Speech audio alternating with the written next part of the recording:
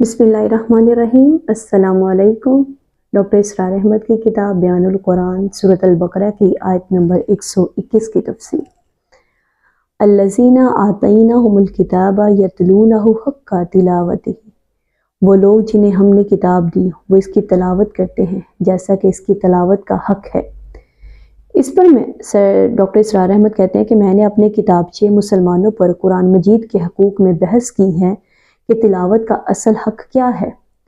एक बात जान लीजिए कि तिलावत का लफ्ज़ जो कुरान ने अपने लिए इख्तियार किया वो बड़ा जामिया है।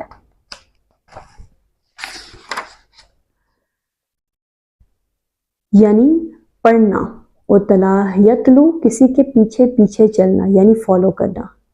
सूरह शम्स की पहली दो आयात मुलाहिज़ा कीजिए, वश्शम्सु वद्दुहाहा वल्कमरि इज़ा तलाहा।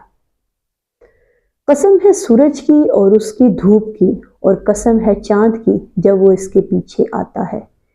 जब आप कोई किताब पढ़ते हैं तो आप इसके मतन के पीछे पीछे चल रहे होते हैं। चनाचे बाज़ लोग जो ज़्यादा माहिर नहीं होते किताब पढ़ते हुए अपनी उंगली साथ साथ चलाते हैं ताकि निगाह इधर से उधर ना हो जाए, एक सतर से दूसरी सतर पर ना पहुंच जाए।